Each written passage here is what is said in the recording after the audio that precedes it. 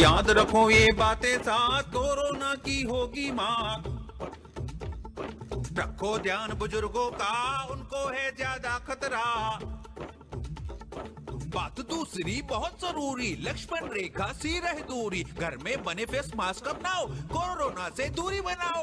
बात तीसरी सुन ला तुम, जो है जानी पहचानी, तुम्हें रोज ही पीना है काढ़ा और गर्म पानी। चौथी बात भी नोट करे, आरोग्य सेतु डाउनलोड करे।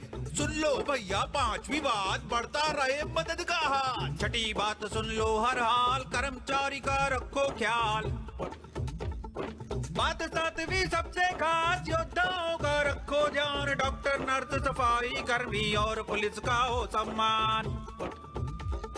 याद रखो ये बातें साथ, कोरोना की होगी मात। सात बात में आपका साथ, यानी कोरोना को मात।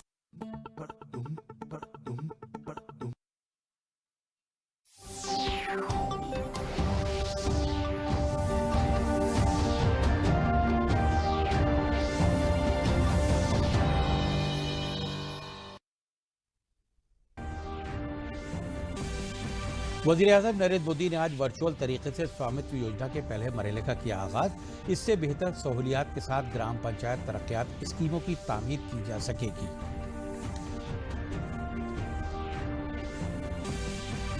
वज़ीर-ए-आज़म नरेंद्र मोदी ने स्वामित्व योजना का किया आगाज करते हुए कहा, गुज़िश्ता हुकूमतों ने लोगों को बुनियादी सहूलियात से महरूम रखा। मौजूदा हुकूमत ने 2 करोड़ से ज्यादा लोगों को पक्के घर मुहैया कराए। लोकनायक जयप्रकाश नारायण की जयंती आज वज़ीर-ए-आज़म नरेंद्र मोदी ने उनको सलाम करते हुए कहा, हमारी जमहूरी रवायत पर जब हमला हुआ तो अवामी तहरीक की उन्होंने की क़यादत।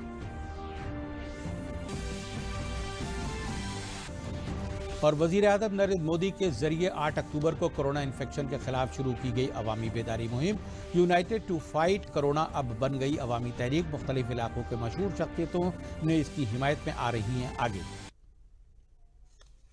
आदाब, खबरों के साथ हाजिर हूं मैं सैयद शबाहत हुसैन और अब खबरें तफसील से। वज़ीर-ए-आज़म नरेंद्र मोदी ने आज वर्चुअल तरीके से लोगों को ज़मीन के मालिकाना हक़ के कागजात देकर स्वामित्व योजना के पहले मरहले का आगाज़ किया। इस स्कीम से मुल्क की 6 रियासतों के 763 गाँव के तकरीबन 1 लाख लोग मुस्तफ़ीद हुए हैं। इस स्कीम के तहत आइंदा 4 बरसों में 6.2 लाख गाँव को कवर किया जाएगा। ज़मीनी रिकॉर्ड से इमलाक तनाज़े को कम करने और मालियात को फ़रोग़ देने में मदद मिलती है। स्कीम के तहत पूरे मुल्क में तकरीबन 300 बाकायदा ऑपरेटिंग सिस्टम स्टेशन का क़याम होगा। इससे बेहतर सहूलियात के साथ ग्राम पंचायत तरक्यात स्कीमों की तामीर की जा सकेगी। ज़मीनी मिल्कियत के मालिकाना अपने मोबाइल फ़ोन पर SMS के जरिए हासिल होने वाले लिंक से इमलाक का कार्ड डाउनलोड कर सकेंगे। हुकूमत की इस स्कीम से बड़ी तादाद में देही बाशिंदे खुद कफील बन सकते हैं।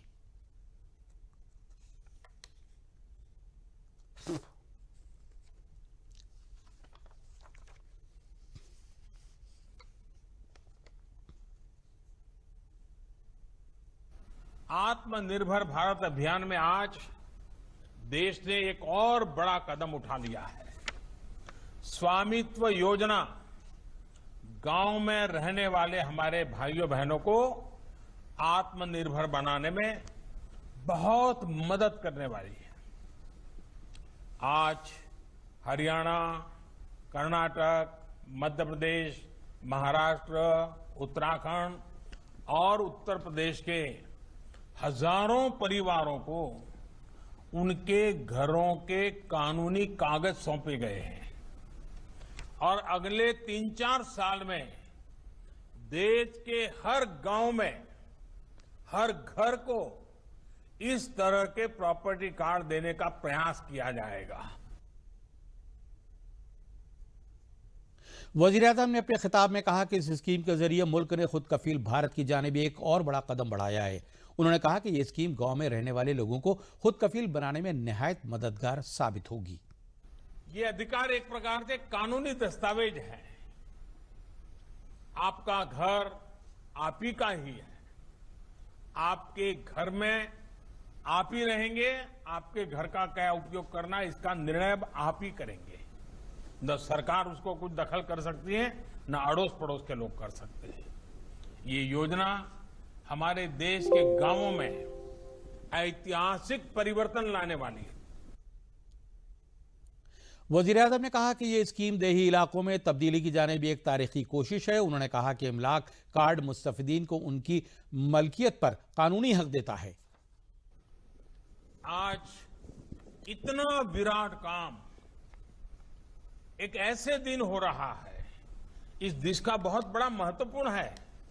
आज के दिवस का हिंदुस्तान के इतिहास में भी बहुत बड़ा महत्व है और वो है आज देश के दो महान सपूतों की जन्म जयंती है। एक भारत रत्न लोकनायक जयप्रकाश नारायण और दूसरे भारत रत्न श्री नानाजी देशमुख। इन दोनों महापुरुषों का सिर्फ जन्मदिन ही आज 11 अक्टूबर ऐसा नहीं है, एक ही तारीख को ऐसे पड़ता, इतना ही नहीं है, बल्कि ये दोनों महापुरुष देश में भ्रष्टाचार के खिलाफ, देश में ईमानदारी के लिए, देश में गरीबों का, गांव का कल्याण हो, इसके लिए दोनों की सोच एक थी, दोनों के आदर्श एक थे, दोनों के प्रयास एक थे।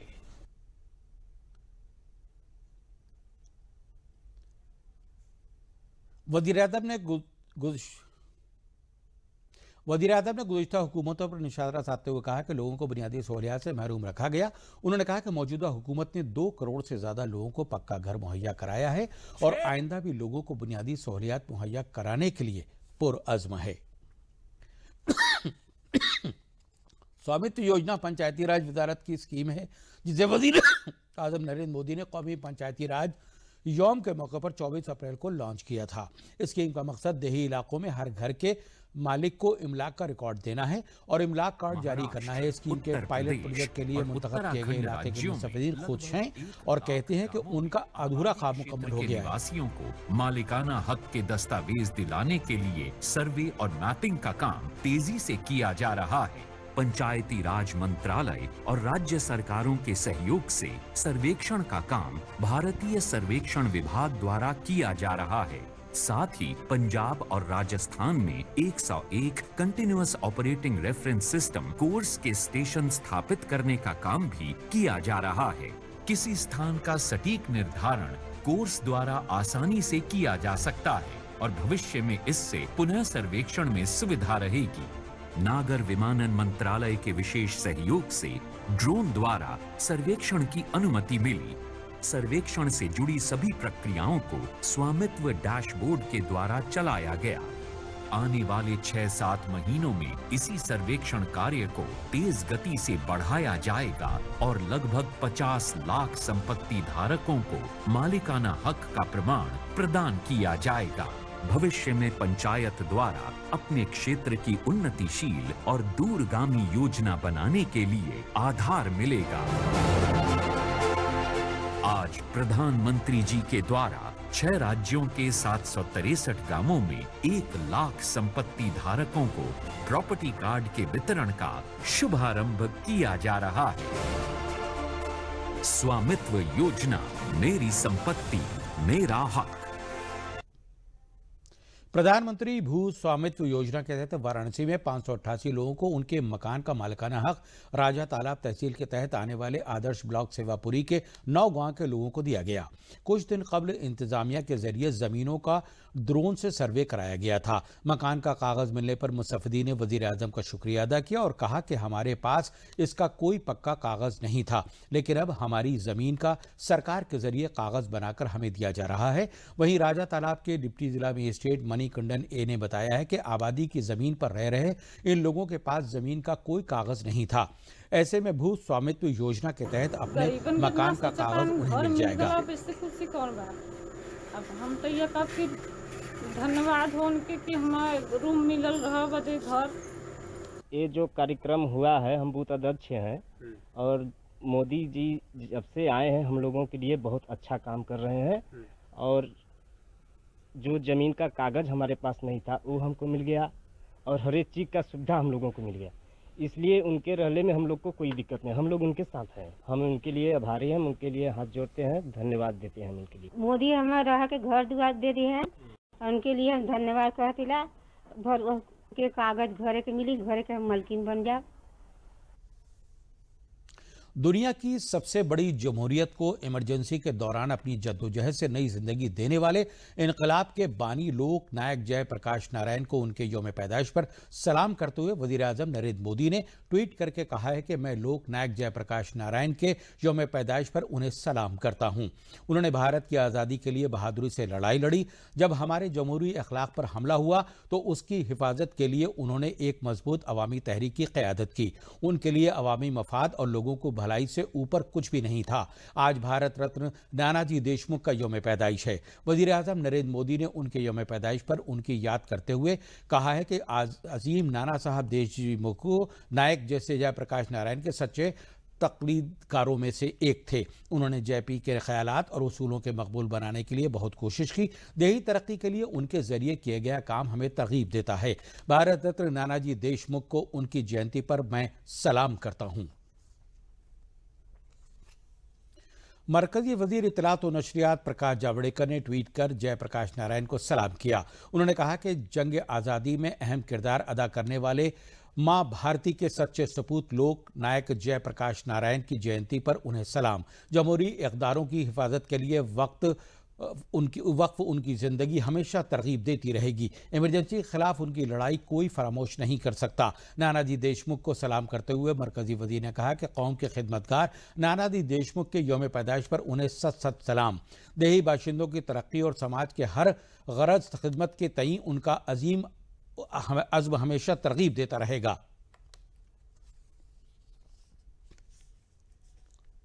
मरकजी वजीर बराए मेहनत व रोजगार संतोष गंगवार और रुकन असम्बली अरुण कुमार ने बरेली में ज़राई बिल की हिमायत में प्रेस कॉन्फ्रेंस की, जहां उन्होंने इस बिल को किसानों के लिए आमदनी दोगुनी करने वाला बताया। उन्होंने कहा कि हमारी हुकूमत किसानों की भलाई के लिए स्वामीनाथन कमेटी की सिफारिशात को अमल में लाते हुए काम कर रही है। इस बिल के जरिए किसानों की आमदनी दोगुनी होगी और उन्हें अपनी पैदावार फरोख्त करने में परेशानियों का सामना नहीं करना पड़ेगा। बाजार उनके खेत तक आने लगेगा। उन्होंने कहा है कि उत्तर प्रदेश की अगर बात करें तो यहां मंडी टैक्स 2% है। वहीं कांग्रेस की जेर निगरां रियासत राजस्थान में मंडी टैक्स 8.5% है। कांग्रेस किसानों का इस्तेहसाल कर रही है। उन्होंने ज़राई बिल की मुखालफत के बारे में कहा कि अपोजिशन मुल्क में अफवाहें फैलाने का काम कर रहा है। कई स्थान पर मेरा जाना हुआ है और कृषि बिल के संदर्भ में जहाँ कहीं भी गए केवल थोड़े से स्थानों को छोड़कर, और जो वे लोग जो इस बिल के बारे में जितना समझने का काम नहीं किया वो चाहे कुछ बोले, पर मुझे लगता नहीं कि इस बिल से कोई नुकसान हो रहा है। ये बिल वास्तव में एक आम किसान के लिए फायदे की दिशा का कदम है। जैसा कि एक बात सत्य है कि देश के अंदर 85% से अधिक किसान वे हैं जो छोटी जोत के हैं और जो इतना पैदा नहीं करते हैं, जो 2 हेक्टेयर से कम जोत की है, और वो इतना पैदा करते हैं कि जो खुद इस्तेमाल करते हैं या स्थानीय बाज़ारों पर बेचते हैं। बड़े किसान नहीं हैं। बड़े किसान को चिंता ज़्यादा होती है जो उसके हिसाब से काम करता है, पर छोटे किसान का जो भी वो पैदा करता है अगर बेचना आता है तुरंत हाथ के हाथ बिक जाए, स्थानीय मंडी में लिया जाए। तो आप ध्यान करेंगे कि उत्तर प्रदेश ने मंडी टैक्स बिल्कुल एक बराबर कर दिया है, 0 कर दिया है। वज़ीर-ए-आज़म नरेंद्र मोदी के जरिए कोरोना बेदारी मुहिम चलाई जा रही है। इसका असर गोरखपुर में भी देखने को मिल रहा है। इसी सिलसिले में गोरखपुर के रुकने पार्लियामेंट रवि किशन ने वज़ीर-ए-आज़म के जरिए चलाई जा रही कोविड-19 बेदारी मुहिम के तहत अपील की कि जब तक दवाई नहीं तब तक ढिलाई नहीं, 2 गज की दूरी, मास्क बहुत जरूरी का उसूल अपनाएं और कोविड-19 से बचे रहें। इसी के साथ गोरखपुर के डॉक्टरों, वकीलों, माहौलियात माहिरीन और खिलाड़ियों की जानिब से वज़ीर-ए-आज़म की कोरोना बेदारी मुहिम को कामयाब बनाने के लिए बढ़ चढ़ हिस्सा लिया जा रहा है।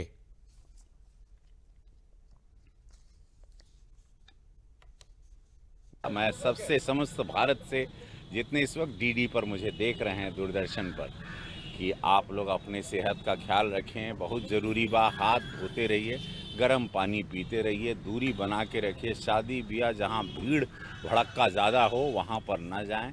2 गज की दूरी बहुत ज़रूरी बा। और जैसे जब तक वैक्सीन ना आ जाए तबले ये अपन समझदारी करब बहुत ज़रूरी है। तो हमारा सबसे निवेदन बाटे, हाथ जोड़ के निहोरा बा कि जब तक दवाई नहीं तबले कोनो ढिलाई नहीं। 2 गज दूरी, मास्क है ज़रूरी, सैनिटाइजर अथवा साबुन से हाथ धोना है ज़रूरी, और कोरोना से सावधानी रखें पूरी। और सावधानी बरतने के इस क्रम में एक बात मैं और जोड़ना चाहता हूं जो बहुत सरल है और हम लोग सब अपने घरों पे कर सकते हैं, कि जब कभी हम बाहर से कहीं लौट के घर पे आएँ तो भाप लें। मास्क अप इंडिया प्रधानमंत्री जी के इस जागरूकता अभियान के तहत हम चिकित्सक पूरी तरह से जागरूक हैं और अपने पूरे मरीजों को हम जागरूक करने की कोशिश कर रहे हैं, जिसमें हम लोग हर मरीज, हर व्यक्ति को ये समझाते हैं कि मास्क पहने, सोशल डिस्टेंसिंग का पालन करें, समय पर हैंड को सैनिटाइज करते रहें। दूसरी चीज़ें, अन्य चीज़ों का भी ख्याल रखें। जहां बाहर निकलते हैं तो फिर सोशल डिस्टेंसिंग का पालन जरूर करके रखें। मास्क तो सबसे अनिवार्य है, मास्क तो हमेशा सबको पहनना है। और जब भी आप किसी से थोड़ी देर के लिए भी मिलते हैं या कहीं से आते हैं तो सबसे पहले अपने हाथ और पैर को पूरी तरह से धोएं और हाथ को जरूर सैनिटाइज करें। लखनऊ की किंग जॉर्ज मेडिकल यूनिवर्सिटी के vice chancellor lieutenant general Vipin Puri ने लोगों से अपील की है कि जब तक कोरोना की दवाई नहीं तब तक कोई ढिलाई नहीं करें। भाइयों और बहनों, आपको याद रखना है कि वैक्सीन अभी कुछ टाइम दूर है, अभी वैक्सीन का इंतजाम नहीं हुआ है। ऐसे में हमें याद रखना है कि बाहर निकलने पर उचित दूरी बनाए रखें, मास्क और सैनिटाइजर का प्रयोग करें। ये बिल्कुल भी ना सोचें कि कोरोना का खतरा टल चुका है। याद रखें, 2 गज की दूरी और मास्क है जरूरी। फिरोजाबाद जिले में 95 टुंडला रियासती असम्बली ज़िमनी इंतखाब की तैयारियां मुकम्मल कर ली गई हैं। यहां 3 नवंबर को ज़िमनी इंतखाब होना है और गिनती 10 नवंबर को की जाएगी। इंतखाब आज़ादाना, गैर जानिबदाराना और पुरअमन तरीके से कराने और इलेक्शन कमीशन की हिदायत पर 100% अमल करने के लिए पुलिस इंतजामिया पूरी तरह मुस्तैद है। इसी सिलसिले में एडीजी आगरा ए सतीश गणेश ने टुंडला में मुआयना किया और पुलिस इंतजामिया के अफसरान को जरूरी हिदायत दी। रियासती असम्बली ज़िमनी इंतखाब को मुकम्मल कराने के लिए कोविड-19 का भी खास ख्याल रखेगा।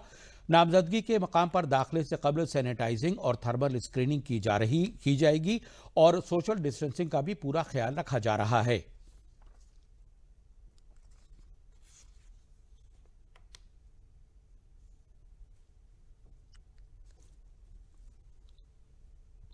देखिए, ऐसा है कि जैसे आप लोगों को पता है कि टुंडला में उपचुनाव होने जा रहे हैं।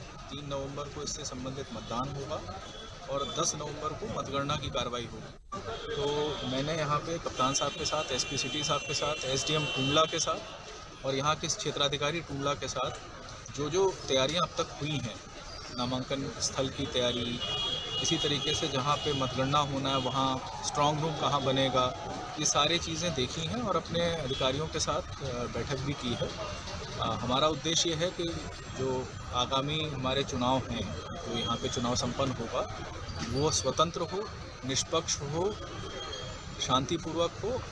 ये जो हमारा एमजी बालिका गर्ल्स इंटर कॉलेज है और जो डिग्री कॉलेज का हॉल है, ये हमेशा से ही एक ट्रेनिंग का, प्रशिक्षण का एक अच्छा स्थल रहा है। उसी की तैयारी के संबंध में डीआईओएस साहब, मत्स्य अधिकारी और जो कॉलेज का प्रशासन है मैनेजमेंट है और सभी और भी जो संबंधित अधिकारी हैं उनके साथ यहाँ का भ्रमण किया गया है। टेंट के भी लोग थे और ये बताया गया है कि किस प्रकार से सफाई की, पानी की, कुर्सियों की व्यवस्था, सोशल डिस्टेंसिंग का ध्यान रखते हुए करनी है और कक्ष कहाँ पे हमें स्ट्रॉन्ग रूम बनाना है, जो भी कमियां हैं उन सबको बताया गया ताकि 1-2 दिन में इनको पूरा किया जा सके। और इसका एक बार फिर से निरीक्षण करके 13 से लेकर 15 तारीख तक हमारा प्रथम प्रशिक्षण है, जो हमारा पीठासीन और प्रथम मतदान अधिकारी का होगा, वो हम लोग माहौलियात व आबो हवा तब्दीली वजारत की जानिब से फसल बाक़ियात मैनेजमेंट के तवज्जो से किसानों में आबो हवा की मजबूती पर एक प्रोजेक्ट मंजूर किया गया है।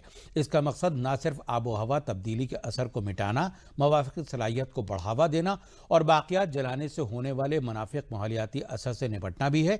रियासत के एडिशनल चीफ सेक्रेटरी ज़राअत देवेश चतुर्वेदी ने अपील की है कि किसान खेतों में बाक़ियात न जलाएं। उन्होंने कहा है कि किसान भाइयों के लिए हुकूमत इसके लिए मुतबादिल इंतजामात को अपनाने के लिए तरगीब भी दे रही है। इसके इस्तेमाल से माशी मुतबादिल बढ़ाने में मदद मिलेगी और उनकी आमदनी में भी इजाफा होगा। उन्होंने कहा कि हाल ही में मशीनों के इस्तेमाल के साथ फसल बाक़ियात के इंतजाम के लिए दीगर तकनीकी आलात इस्तेमाल में लाए जा रहे हैं। इसके लिए हुकूमत सब्सिडी भी दे रही है। इस्तेमाल कर सकते हैं अन्य उपयोग में, उसको अगर वो उसी में मल्चिंग कर दें तो मल्चिंग से उसकी उर्वरा शक्ति बढ़ती है, जो है हमारे खेतों की। कुछ ऐसे व्यवस्थाएं आई हैं जिसमें हम लोग डिकम्पोज कर देते हैं पराली को, तो उससे जो है ऑर्गेनिक मैटर, कार्बन कंटेंट बढ़ जाता है खेतों का, जो प्रोडक्टिविटी बढ़ाता है। और साथ ही साथ अगर हम जो सीड ड्रिल यूज़ करें तो बिना पराली को काटे अगर हम सीधे सीधे गेहूं की फसल की बुआई कर देते हैं तो लेबर श्रम भी बचता है और साथ ही साथ जो बची हुई जो पराली है वो खेतों में उर्वरक की तरह काम भी आती है। तो बहुत सारे विकल्प हैं जलाने के अलावा जो बेहतर विकल्प हैं। किसान भाइयों और बहनों से अनुरोध है कि वो उस विकल्प का प्रयोग करें, पराली ना जलाएं, जिससे कि वो कानून का उल्लंघन भी ना करें और प्रदूषण भी ना करें।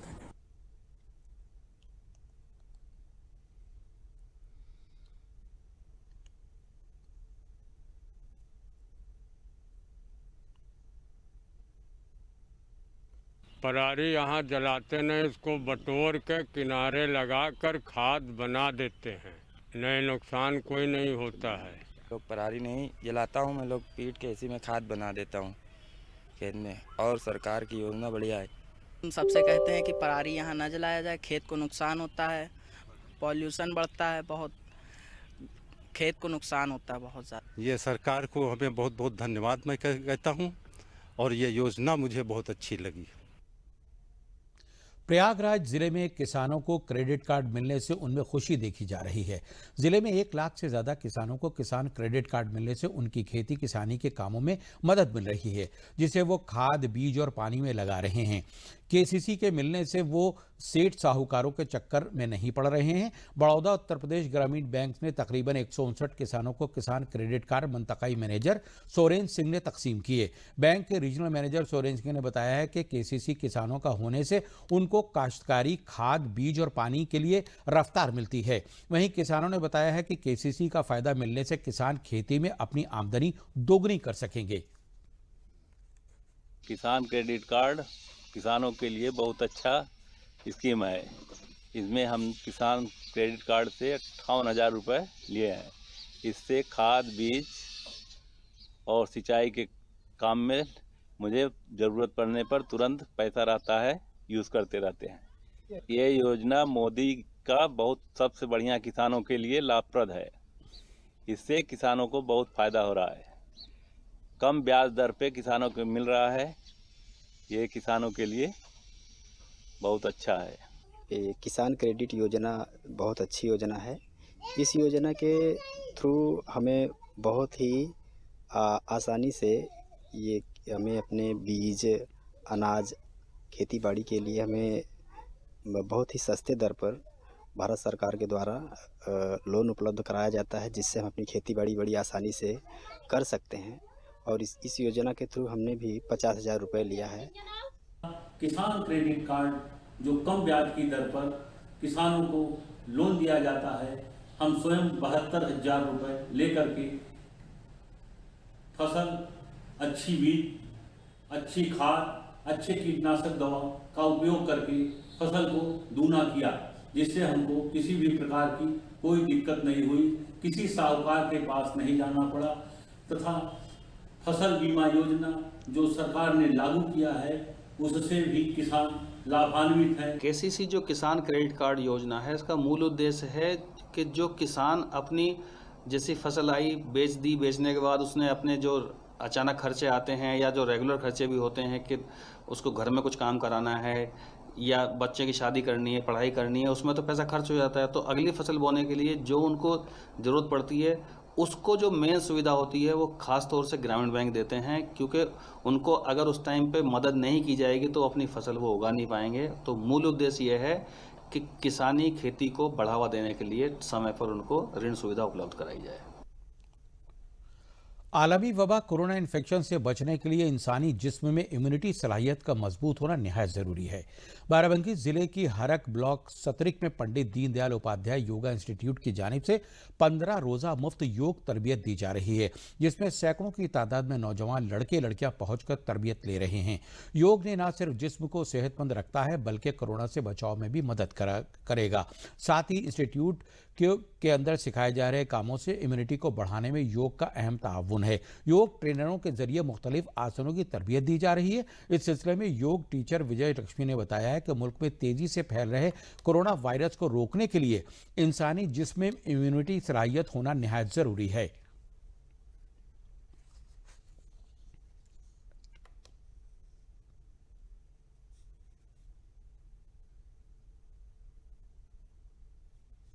हम लोगों का 15 दिवसीय योग प्रशिक्षण निःशुल्क योग प्रशिक्षण चल रहा है, जिसमें कि सभी भाई लोग हमारे आते हैं, योग करने आते हैं और वो स्वस्थ भी रहते हैं। और जैसा कि आप लोग जानते हैं कि कोरोना महामारी पूरे विश्व में फैली हुई है पूरे व्यापक रूप से, उसकी अभी कोई दवा या कोई वैक्सीन नहीं बन पाई है। इससे हम लोग जो है कि योग करते हैं उससे स्वस्थ भी रहते हैं और इम्यूनिटी सिस्टम को भी अच्छा बनाए रखता है। और सभी से मेरा आग्रह भी है कि सभी लोग योग करें और निरोग रहें। 15 दिन से हम लोग सिखाया, आज लास्ट डे हम लोगों का जो है सिखाया गया था यहाँ पर सतरिक BRC में। कोरोना के जो प्राणायाम भी बताया, मैम ने बताया है। यहाँ पे आसन से भुजंग आसन है, प्राणायाम है, कपालभाति है, ऐसे बहुत सारे आसन मैम ने हमको बताया है। और इससे हम लोगों को इम्यूनिटी बढ़ाने के लिए बहुत सारे उपचार भी मैम ने बताए, उनके चंद्र निष्का और सूर्य निष्का के बारे में भी बताया कि इससे हम लोगों की बीमारी दूर होगी।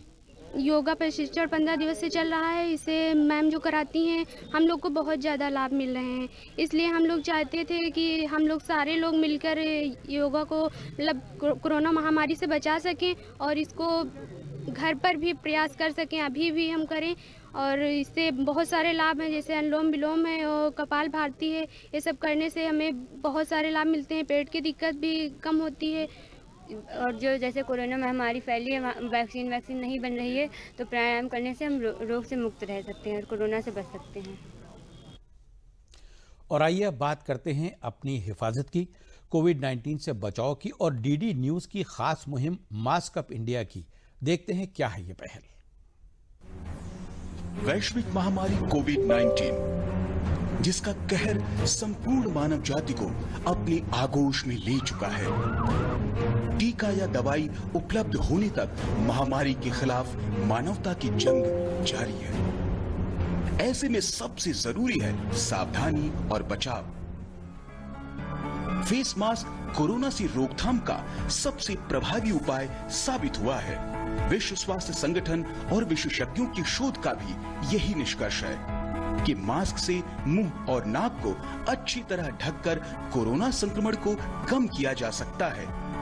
कोरोना संक्रमण से बचाव के लिए मास्क पहनने के साथ ही जरूरी है मास्क को सही तरीके से पहनना।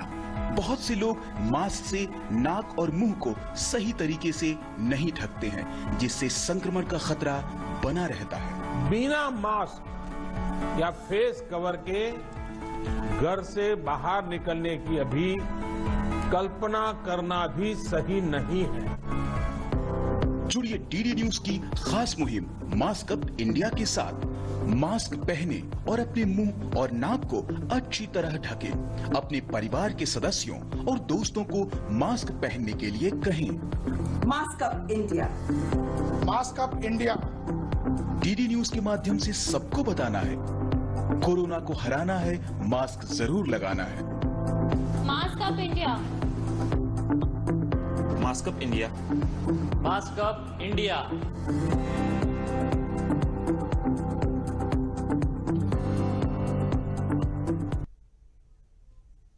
कोरोना को हराना है, मास्क जरूर लगाना है।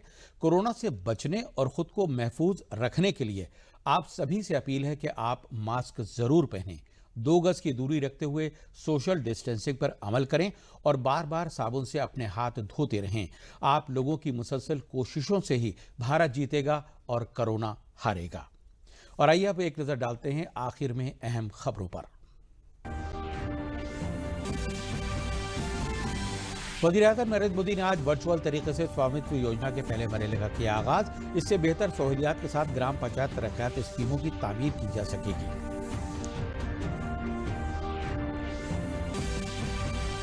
वज़ीर-ए-आज़म नरेंद्र मोदी ने स्वामित्व योजना का आगाज करते हुए कहा कि गुज़िश्ता हुकूमतों ने लोगों को बुनियादी सहूलियात से महरूम रखा। मौजूदा हुकूमत ने 2 करोड़ से ज्यादा लोगों को पक्के घर मुहैया कराए। लोकनायक जयप्रकाश नारायण की जयंती आज। वज़ीर-ए-आज़म नरेंद्र मोदी ने उनको सलाम करते हुए कहा, हमारी जमहूरी रवायत पर जब हमला हुआ तो अवामी तहरीक की उन्होंने की क़यादत। और वज़ीर-ए-आज़म नरेंद्र मोदी के जरिए 8 अक्टूबर को कोरोना इन्फेक्शन के खिलाफ शुरू की गई अवामी बेदारी मुहिम यूनाइटेड टू फाइट कोरोना अब बन गई अवामी तहरीक। मुख्तलिफ इलाकों के मशहूर शख्सियतों उसकी हिमायत में आ रहे हैं।